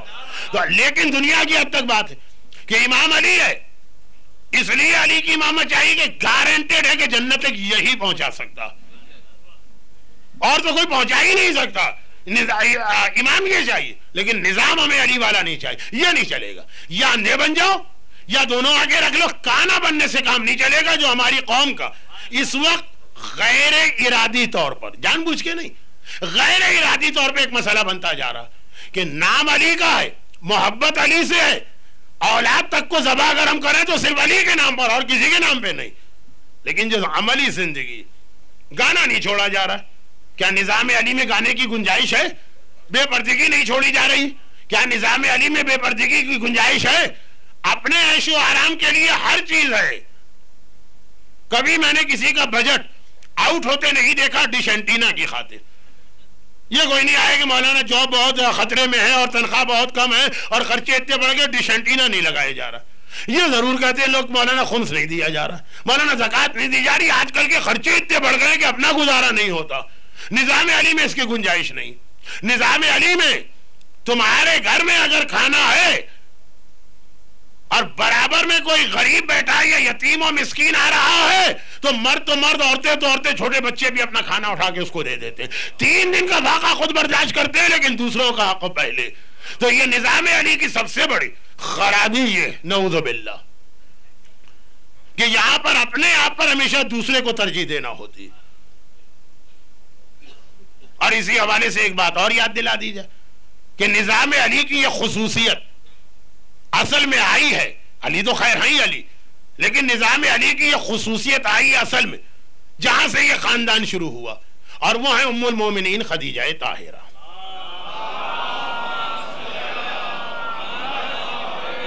اور ان کے حوالے سے بس ایک جملہ کہہ رہا ہوں، جب یہ جملہ آتا ہے تو لوگ سمجھ بھی جاتے ہیں کیوں کہا جا رہا. یہ صف اعضا بچھی، ان میں 7 عشرے تو یہ ہوں گے، پھر ختم. امام باڑے میں تالا لگے گا، اگلے سال چاند رات کو اس کو جھاڑ پہنچ کے کھولا جائے گا. امام بارگاہ علی رضا کی خصوصیت یہ کہ پھر ذرا رمضان کے پروگرام یہاں ہوتے تھے. اب خالی رمضان بھی نہیں، اب پورا سال. اب بتائیے دنیا میں ہے کوئی ایسی جگہ جہاں شہزادی کونین کی شہادت کے حوالے سے 2 پورے عشرے ہوتے، 2 تاریخیں لوگوں سے نہیں منائی جاتی. مولانا یہ بھی شہادت کی تاریخ، وہ بھی شہادت کی تاریخ، ادھر اس دن بھی ٹی وی بند رکھے اور اس دن بھی بند رکھے. کوئی ایک تاریخ آپ علماء طے کر دیجئے، ہمارا یہ مسئلہ حل ہو جائے کہ کس دن ٹی وی بند کرنا. اس طرح ایک صاحب نے پوچھا بھی اس طرح سے، اور جنہوں نے نہیں پوچھا تو کبھی دل میں خیال آ ہی جاتا. اور یہاں شہزادی کونین کے لیے باقاعدہ پورے فاطمیہ کے نام سے 2 عشرے ہوتے، پھر رجب، پھر شعبان، پھر اخدیر، پورا سال. اچھا، اس کے لیے کسی کی ضرورت نہیں. یہ جن کے نام پہ صف اعضا بچتی ہے سارے انتظامات وہی کرتے ہیں. میری کوئی بات تو نہیں ہے انتظامیہ سے، لیکن مجھے یقین ہے کامل کہ اگر کبھی ظاہری اعتبار سے لگ رہا ہوگا کہ اس سال رکاوٹ آ رہی، از غیبی کہیں سے کوئی ایسا انتظام ہوتا ہوگا، انتظامیہ بھی چکرا جاتی ہوگی یہ ہوا کہاں سے. مسئلہ وہ نہیں ہے، مسئلہ یہ کہ سارا ثواب کیا ایک ہی لوگ لے کے چلے جائیں، ہمیں بھی تو کوئی ثواب ملے. اس شرکت ثواب کا بہترین طریقہ یہ کہ یہ ذرا سوچا جائے کہ ماں کے کتنے اثرات ہم نے قبول کیے. اگر خدیجہ طاہرہ گھروں میں فاقہ کر کے دین کے نام پہ دے سکتی تو ہم گھروں میں جو کھاتے ہیں وہ کھاتے رہے. ہمارے بچے 300 درہم سے 800 درہم تک کی جو اسکول میں جا رہے ہیں وہ جاتے بھی رہے، ڈش اینٹینا بھی آ جائے، ٹی وی بھی، سب کچھ صحیح، لیکن کچھ ادھر بھی نظر توجہ ہو جائے. اس لیے نہیں کہ یہ صف اعضا کسی کی محتاج جسے اس نے بچھایا ہے. اللہ بے نیاز ہے، اس کا یہ بے نیاز بندہ، بے نیاز بندے نے بچھایا، وہ صف اعضا کسی کی محتاج نہیں ہو سکتی. لیکن صرف یہ مسئلہ جو کربلا کے شہیدوں نے کہا تھا، مولا ہمیں پتا ہے کہ آپ کو ہماری ضرورت نہیں ہے، ہمیں آپ کی ضرورت ہے. ٹھوکریں مار کے نکالیں گے تو واپس آپ کے پاس آئیں گے. جو ان لوگوں نے کہا تھا کہ مولا ہم تو اتنے کمزور ہیں کہ نہ تلوار چلا سکتے ہیں، نہ کمان کھینچ سکتے ہیں، نہ نیزہ اور برچھی ہاتھ میں لے سکتے ہیں، بڑھاپے کی وجہ سے راشا، لیکن چاہتے ہیں کہ جہاد کربلا میں ہمارا بھی نام ہو. تو مولا کم از کم اتنی اجازت دیجئے کہ اپنے سینے کو ڈھال بنا کر آنے والے تیروں کو روک لے. یہ جو تشیع کا جذبہ، یہ جذبہ مجھے مجبور کر رہا ہے کہ میں مصائب پر جانے سے پہلے اپیل کروں کہ یہ صف اعضا پورے سال کے اخراجات، ایام اعضا کے یہ اخراجات، آپ حضرات سے کچھ مالی تعاون چاہتے ہیں. والنٹیئرز اب آپ کے درمیان گھوم رہے ہیں، جو جس کی حیثیت ہے اس وقت، جو جس پوزیشن میں ہے وہ ان کی مدد کرے اور باقی مومنین یا یہ لوگ بھی ساتھ میں درود کے ثواب کو حاصل کر لیں.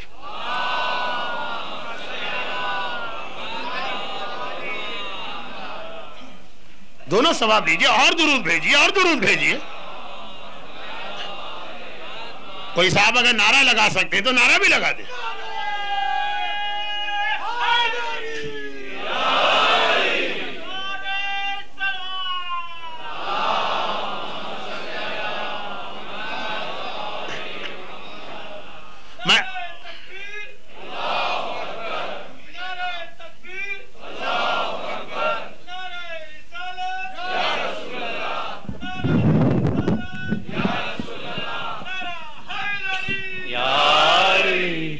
مومنین اعلان سماعت فرما لیجئے کہ آج جیسا کہ آپ کو معلوم ہے کہ شہداء کربلا کے 20ویں کی مجلس ہے اور ماتمداری کے بعد نیاز کا اہتمام بھی ہے. کل سے انشاءاللہ اسی امام بارگاہ میں اسد جوہری صاحب خطاب فرمائیں گے اور کل سے نوحہ خان ندیم سرور صاحب نوحہ خانی فرمائیں گے مسلسل 10 روز تک. آپ حضرات سے تماس ہے کہ مجلس ٹھیک 9 بجے مولانا زیب منبر ہو جاتے ہیں. آپ اس میں پابندی وقت کے ساتھ شرکت فرمائیں. بر محمد و آل محمد صلوات.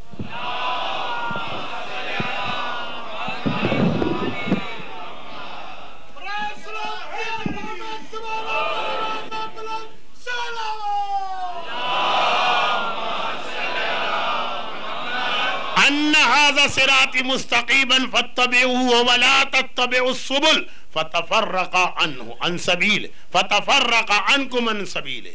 یہ اختتام سنو، سیدھا راستہ اس دنیا میں صرف ایک ہے جس پہ میں چل رہا ہوں. خبردار ایک سے زیادہ راستوں میں قدم نہ رکھنا. اگر امام علی کو مانا ہے تو نظام بھی علی کا مانو، اور اگر نظام کسی اور کا پسند آ رہا. مولا نے کہا کہ اپنی دوسری آنکھ بھی پھوڑ کے اندھے بن جاؤ. اور نظام علی کے اندر واجبات، حرام، یہ داڑھی بظاہر بہت چھوٹی چیز، نظام علی میں بہت اہم. جس دکاندار کو مولا نے کوڑے مار کر دکان پہ تالا لگوایا سے یہی تو کہا تھا کہ تو ایک ایسی قوم کی تصویر بیچ رہا جو داڑھیوں کو منڈوا کے حکم خدا کی خلاف ورزی کرتے تھے. نظام علی میں کسی بے حجابی کی گنجائش نہیں. یقیناً حجاب کا وہ اعلیٰ ترین معیار علی نے اپنی بیٹیوں کے لیے رکھا، لیکن بہت ہی کم از کم اتنا کہ ایک اسکارف سر پہ ہو، ڈھیلا ڈھالا لباس، یہ ہماری بیٹیوں کے لیے دیا. نظام علی میں حرام کھانے کی کوئی گنجائش نہیں. نظام علی ایک جملے میں آتا ہے جو میرے موضوع کا اختتام. اور اس وقت اب وقت نہ رہا کہ میں آیا ان اللہ کی تشریح کروں، لیکن اس آیا ان اللہ کی تفسیر میں بھی یہی جملہ. نہج البلاغہ کلمات القصار میں کلمہ نمبر 125. نہج البلاغہ 3 حصوں میں ہے. آخری حصہ جو تیسرا حصہ جہاں چھوٹے چھوٹے حکمت والے کلام 125. میرا مولا فرماتا آؤ میں اسلام کی ایسی تعریف کروں جو آج تک کسی نے نہیں کی ہوگی. اسلام کیا ہے یہ بات چلی تھی، غلام کی بات الگ آئی. ایک جملہ میں نے بھی اپنا بنا کے آپ کے سامنے پیش کیا کہ اسلام ظلم کے ساتھ چل سکتا ہے، بے حیائی کے ساتھ نہیں چلتا. غلام کا جملہ آیا، میرا جملہ آیا، قرآن کی آیت آئی، پیغمبر کا کلام آیا. اب مولا کے کلام پہ ہر بات ختم ہوتی ہے. 125 نمبر اسلام کی ایسی تعریف کرتا ہوں جو میرا مولا نہج البلاغہ میں فرماتا ہے آج تک کسی نے نہیں کی. اب آپ کے ذہن میں بہت ہی اونچی فلسفیانہ ٹائپ کی تعریف آئی ہوگی. یہ وہی تعریف ہے جو ابھی میں نے 2 جملوں میں کر دی. داڑھی اور حجاب، نماز اور عبادتیں، حلال اور والدین کا حق، یہ ساری چیزیں ایک جملے میں. میرا مولا کہہ رہا الاسلام هو التسلیم. اسلام نام ہے اپنے آپ کو پورا اللہ کے حوالے کر دو. اسلام نام ہے ٹوٹل سبمیشن. کنوینئنس کا نام اسلام نہیں ہے، سبمیشن کا نام اسلام. ایک تو ہوتی ہے نا کنوینئنس، ہر چیز میں دیکھو کہ سہولت کس میں ہے، آرام کس کے اندر، اور ایک ہے کہ نہیں ہر چیز میں دیکھو رضائے پروردگار کس کے اندر. اپنے آپ کو مکمل الاسلام هو التسلیم والتسلیم هو الیقین. اور جب انسان اسی وقت یقین کرے، اپنے آپ کو سپرد کرے گا جب یقین ہو کسی پہ. اگر ہم علی کے علاوہ کسی اور کو امام مان لیں تو یہی تو ہمارا مسئلہ ہے. یا ہمیں یقین کہاں ہے کہ وہ ہم کو کہاں لے جائیں گے، پتہ نہیں کہاں لے جا کے چھوڑ دیں گے. تسلیم یقین چاہتی ہے. یقین ہو تو آدمی جیسے بچہ کیسے باپ اور ماں کی ہر بات مانتا ہے؟ اس لیے کہ مکمل یقین ہے اس کو ان کے اوپر. الاسلام ہوا تسلیم والتسلیم ہوا الیقین. یہ جملہ خود ایک مجلس چاہتا. والیقین ہوا الاقرار. اور یقین کا مطلب ہے اپنی زبان سے اعتراف کرو اپنی عاجزی اور اس کی کبریائی کا. والاقرار ہوا الادا. جب اپنے آپ کو کمزور مانا اور اسے اتنا بڑا مانا تو پھر اس کے حقوق کی ادائیگی کرو. والادا ہوا العمل. اور ادا جو ہے زبان سے نہیں ہوتا ہے، ادا نام عمل کا ہے. تو الاسلام ہوا التسلیم والتسلیم ہوا الیقین والیقین ہوا الاقرار والاقرار ہوا الادا والادا ہوا العمل. خلاصہ کیا نکلا؟ اسلام نام ہے عمل کا. اگر عمل ہے تمہارے پاس تو اسلام ہے، اگر عمل نہیں ہے تو میں نہیں. اسلام کا سب سے بڑا محافظ کہہ رہا کہ پھر اسلام بھی نہیں ہے تمہارے پاس. عمل کس چیز کا نام؟ یہی واجبات، یہی حرام. نہج البلاغہ کا نام آتا ہے، لوگ سمجھتے ہیں کہ ارسطو اور افلاطون کے نظریات کو مولا باطل کر رہے ہوں گے. داڑھی کی بات آتی ہے تو لوگ مرجھا جاتے ہیں. سامنے بیٹھے ہوئے کچھ لوگ تکلفاً سبحان اللہ کہہ بھی دیتے، پیچھے کا مجمع تو ایسے ہی سناٹے میں بیٹھا رہتا.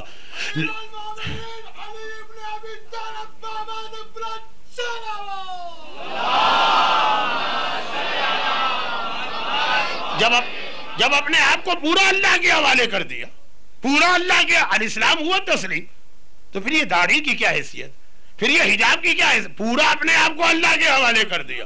یہ تو بڑی عجیب بات ہے. پروردگارا الاسلام ہوا تسلیم ہے، پورا اپنے آپ کو تیرے حوالے کر رہا ہوں. اب تیرے نام پہ میری گردن بھی کٹ جائے تو مجھے کوئی عذر نہیں، مگر داڑھی کی بات نہ کرنا. گردن کٹ جائے تو کیا فالتو چیز ہے، گردن چلی جائے، داڑھی نہیں رکھ سکتا. اے خدا، ایک مومنہ کہے کہ میں اسلام کے نام پہ اپنی اولاد قربان کرنے کو تیار ہوں، مگر اے خدا اسکارف کی بات نہ کرنا. اولاد کیا ہے؟ آج ہے، کل 2 بھی ہوں گی، 4 بھی ہوں گی، 8 بھی ہوں گی، 16 بھی ہوں گی، 32 کا شاید ورلڈ ریکارڈ بھی موجود ہے اس دنیا میں. لیکن اسکارف کیا یہ ایک مذاق نہیں ہو رہا اسلام اور اللہ سے؟ کہ گردن حاضر ہے تیرے لیے، داڑھی نہیں. سر اولاد حاضر ہے، ماں یہ جملہ کہے اولاد حاضر ہے، لیکن اسکارف یا حجاب نہیں ہو سکتا. جبکہ ہم نے کربلا میں تو الٹا دیکھا. اولاد جن کی قربان ہو گئی وہ پلٹ کے شکوہ نہیں کر رہی ہیں، ساری زندگی روتی رہی، ہائے ہماری چادر، ہائے ہماری چادر. کربلا میں تو بالکل الٹا ہم نے منظر دیکھا. ایک آج کی مومنہ کہنے کی حد تک ہے اللہ میں اسلام کو مانتی ہوں، اولاد تیرے نام پہ قربان کر دوں گے، لیکن حجاب نہیں کر سکتے. اب حجاب سے مطلب وہ 9 دن کی جو بات آئی.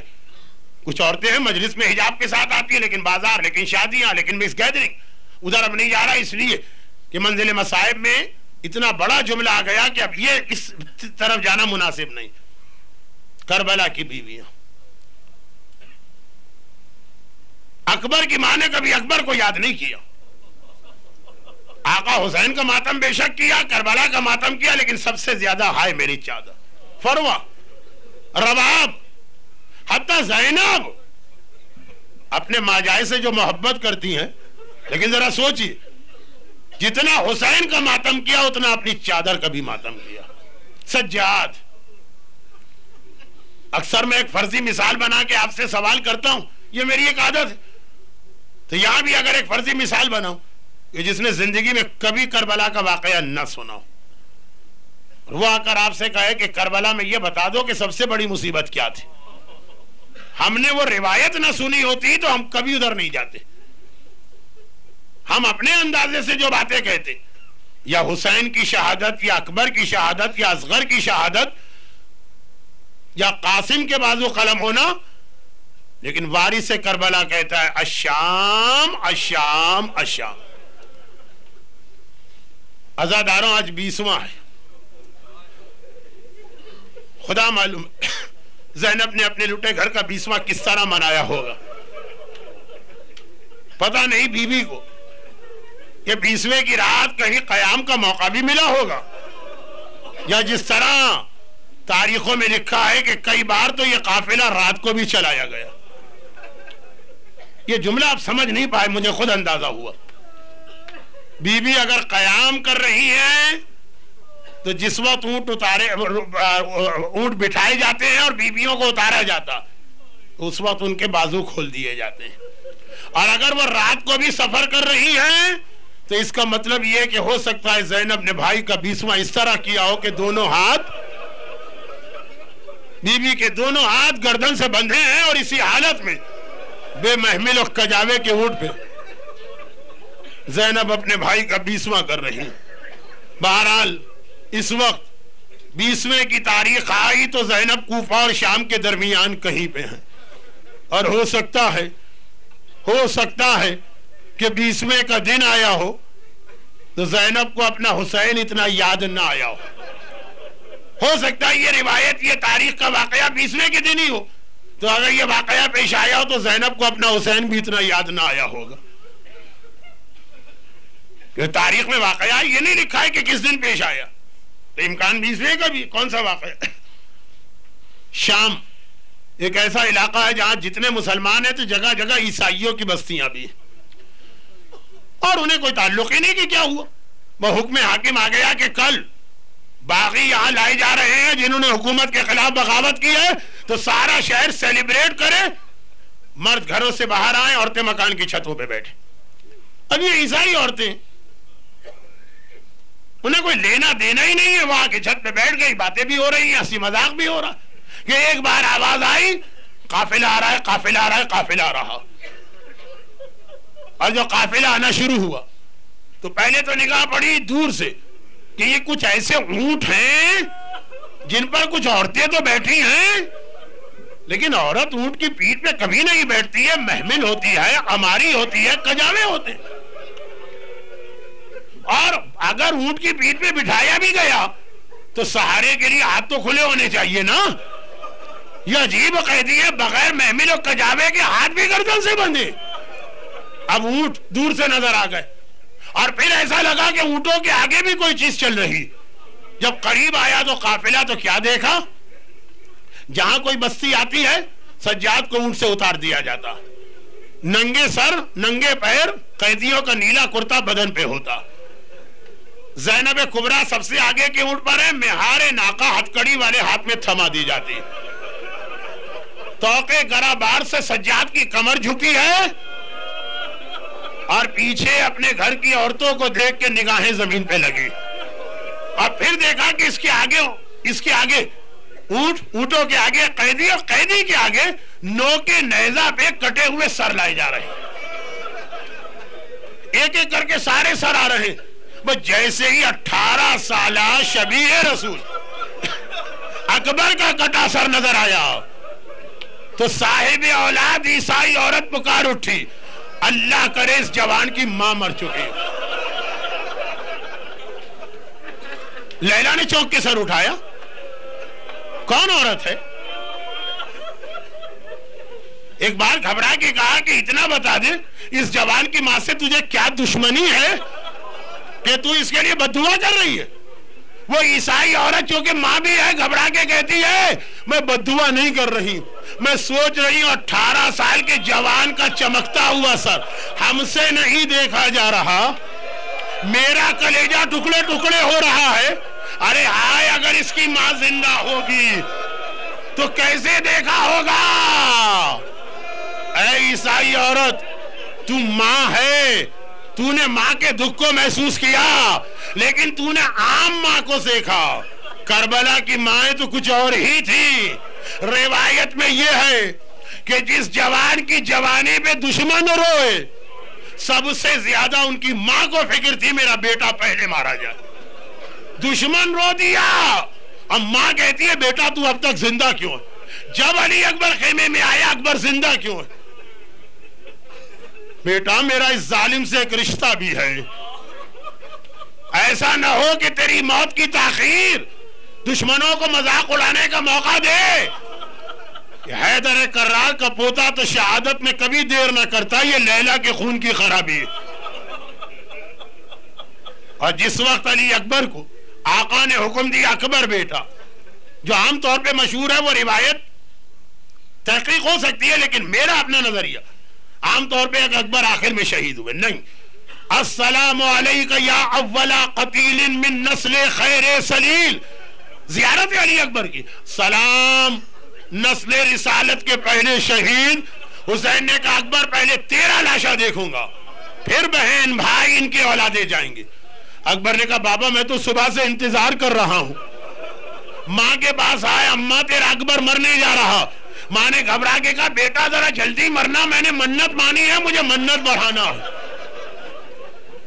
یہ روایت میں اکثر پڑھتا ہوں، آج بھی پڑھ دوں۔ عراق کے بہت ہی مشہور خطیب عبد الرزاق المکرم مقتل الحسین میں لکھتے ہیں اکبر کے لیے سب سے بڑا امتحان تھا اس زینب کو کیسے آخری سلام کرے، جس زینب نے ماں سے زیادہ محبت کے ساتھ اکبر کو پالا۔ اکبر زینب کے خیمے میں گئے، پھوپھی کی گود میں سر رکھ کے لیٹ گئے۔ پھوپھی اماں فقط ایک بات بتائیے، آپ کا رتبہ زیادہ ہے یا میری دادی فاطمہ زہرا کا رتبہ زیادہ؟ فاطمہ کا نام سنا، زینب بے چین ہو گئی، گھبرا گئی، جلدی سے اپنی جگہ سے کھڑی ہو گئی۔ اکبر یہ کیا بات کر رہا؟ کہاں شہزادی کونین، کہاں زینب، میں تو ان کی ایک ادنا کنیز ہوں۔ تو پھوپھی اماں اگر دادی کا رتبہ زیادہ ہے تو ایک کام تو کرے نا، آج دادی کے بیٹے پر اپنے بیٹے کو قربان کر دے۔ زینب نے تڑپ کے کہا اکبر کسی اور طرح سے مجھے یہ پتا چلتا کہ میرا اکبر مارا جا رہا ہے تو خدا معلوم کیا دل پہ گزرتی، تو نے ایسی بات کہی ہے، جا خدا حافظ۔ میں نے اپنے ایک بزرگ محترم استاد سے سنا کہ جب اکبر سب کو خدا حافظ کہہ کے نکلنے لگے تو حمید ابن مسلم لشکر یزید کا آدمی وہ کہتا اتنی مرتبہ تو در خیمہ کبھی اٹھ کے نہ گرا جتنا اکبر کے موقع پہ گرا تھا۔ جب اکبر نکلنا چاہتے کوئی پھوپھی آ جاتی ہے، بیٹا آخری بار تو زیارت کرا دو، کوئی بہن آ جاتی ہے، حسین نے کہا راستہ چھوڑو دیر ہو رہی ہے، مگر پھر ایک نے بلایا، حسین جیسا صابر بھی رو دیا، باقی سب ہٹ گئے، اکبر باہر نکل رہے، پیچھے سے آواز آئی اکبر ہم سے نہ ملو گے؟ مڑ کے دیکھا تو کیا دیکھا، میرا بیمار امام سید الساجدین اپنی کمر کو پکڑے بستر پہ بیٹھا، اکبر بھیا ذرا ہم سے تو ملو۔ بھائی بھائی سے کس طرح ملا ہوگا؟ بات مختصر کرتا ہوں، اکبر مقتل کی جانب چلے اور گھوڑے کو ذرا تیز کر رہے، ایسا لگا کوئی میرے پیچھے پیچھے آ رہا، مڑ کے دیکھا تو میرا بوڑھا امام جوان کی سواری کے پیچھے پیدل آ رہا ہے۔ اکبر نے ہاتھ جوڑے، بابا اگر آپ اس طرح آئے تو میں مقتل میں نہیں جا سکتا۔ حسین نے کہا اکبر تیرا کوئی جوان بیٹا نہیں ہے، تجھے کیا معلوم بوڑھے باپ پہ کیا گزر رہی ہے، لیکن بابا میں اس طرح نہیں جا سکتا۔ بات بالکل مختصر کروں، حسین نے کہا اچھا جا خدا حافظ۔ دل تو بہت چاہتا ہے شیر خدا کے پوتے کا جہاد، کیا جہاد ہوگا آپ اندازہ کر سکتے ہیں، لیکن منزل مصائب پرو بہت مختصر۔ اکبر گھوڑے پہ سوار ہو چکے، بابا کو روک دیا تو باپ ایک ٹیلے پر آ گیا تاکہ اپنے بیٹے کا جہاد دیکھے، تو ایک عجیب منظر بنا، اکبر گھوڑے پہ سوار ہے، حسین ٹیلے پہ آ کے کھڑے ہو گئے، زینب در خیمہ پہ جا کے کھڑی ہو گئی اور لیلا مسلح بچھا کے مسلح پہ کھڑی ہو گئی۔ اکبر کی نگاہیں فوج پر ہیں، حسین کی نگاہیں اکبر پر ہیں، زینب کی نگاہیں حسین پر ہیں، لیلا کی نگاہیں زینب پر ہیں۔ شیر خدا کے پوتے کا جہاد ختم ہوا، اکبر گھوڑے سے زمین کربلا پہ گرے، حسین ٹیلے سے گرے، زینب در خیمہ پر گری، لیلا شکر کے سجدے میں گری، شکرن للہ، شکرن للہ، آج میری کمائی سب سے پہلے کام آئی۔ حسین گرے، حسین سمجھے، حسین اٹھے، آواز دی ادعونی یا بنیہ، بیٹا تیرے باپ کو نظر نہیں آ رہا، ارے مجھے پکار تاکہ آواز سن کے آؤں۔ اور اکبر نے کہا الیہ الیہ۔ حسین جوان بیٹے کے قریب پہنچے، خدا کسی بوڑھے باپ کو اپنے جوان کی یہ حالت نہ دکھائے۔ کیا دیکھا؟ دونوں ہاتھ سینے پر ہیں، ایڑیاں رگڑ رہے ہیں۔ حسین نے کہا اکبر تجھے خیمے تک لے جانا، اور یہ کہے کہ ایک ہاتھ بوڑھے باپ نے گردن کے نیچے رکھا، دوسرا ہاتھ ٹانگوں کے نیچے، اور اکبر کو اٹھانا چاہا۔ عجیب مرحلہ ہے کربلا کا، 57 سالہ بوڑھا باپ 18 سالہ جوان کو نہ اٹھا سکا، 3 بار کوشش کی۔ اکبر تم بھی تو میری مدد کرو۔ اکبر نے پوچھا بابا میں کیسے مدد کروں؟ کہا اپنے ہاتھ میری گردن میں ڈال دو تاکہ میں آسانی سے اٹھا لوں۔ اکبر نے ایک ہاتھ سینے سے ہٹایا، باپ کی گردن میں ڈالا۔ حسین نے کہا اکبر دوسرا ہاتھ؟ کہا بابا دوسرا ہاتھ کلیجے پر سے ہٹانا نہیں چاہتا، میں اتنا سننا ہے۔ حسین اکبر کو چھوڑ کے پیچھے ہٹ گیا۔ بیٹا یہ کیا کہہ دیا؟ کیا تجھے نہیں پتا تمہارا باپ کتنا صابر ہے؟ دوسرا ہاتھ بھی سینے سے ہٹا، حسین دیکھنا چاہتا۔ عزاداروں اب جو حکم آیا، اکبر نے دوسرا ہاتھ ہٹایا، برچھی کا ٹوٹا ہوا پھیل اکبر کے کلیجے۔ حسین نے کہا اکبر اتنی سی بات، میں یہ برچھی نکالتا ہوں۔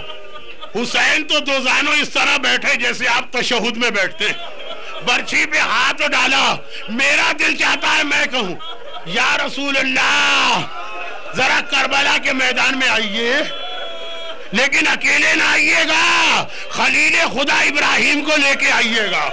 ابراہیم یہ کربلا کا منظر دیکھیے، بوڑھا باپ، آنکھوں پہ پٹی بھی نہیں ہے، ہاتھوں میں راشا بھی نہیں ہے، ایک بار برچھی نکالنا چاہتے۔ میرا دل کہتا ہے ہاتھوں میں راشا تو نہیں تھا، لیکن میرا دل کہتا ہے پلٹ کے نجف کو دیکھا ہوگا، کہا ہوگا بابا یا علی مدد، ہر ایک کی مدد کرتے، بوڑھے باپ کی مدد کو آئیے جوان کے سینے سے برچھی نکالنا۔ یا میرے محترم استاد کہتے تھے حسین نے برچھی کو ہلایا، برچھی کلیجے میں تھی، اکبر کا کلیجہ ہلا، کلیجے کا ہلنا ہے اکبر کا جسم ہلا، جسم کا ہلنا ہے زمین کربلا ہلے، زمین کربلا کا ہلنا ہے خیمے ہلے، پردے ہلے، پردے کے پیچھے سے زینب کی آواز آئی بھیا مدد کی ضرورت ہے، تو بہن آنے کو تیار ہے۔ حسین نے اکبر کو چھوڑ دیا، زینب خیمے سے باہر نہ نکلنا، تیرے پردے پہ میرا اکبر قربان۔ مولا ذرا شام غریب آ جائیے، آپ کی یہی زینب، وہ چادر چھنی، وہ خیمے جلے، والیہ والیہ۔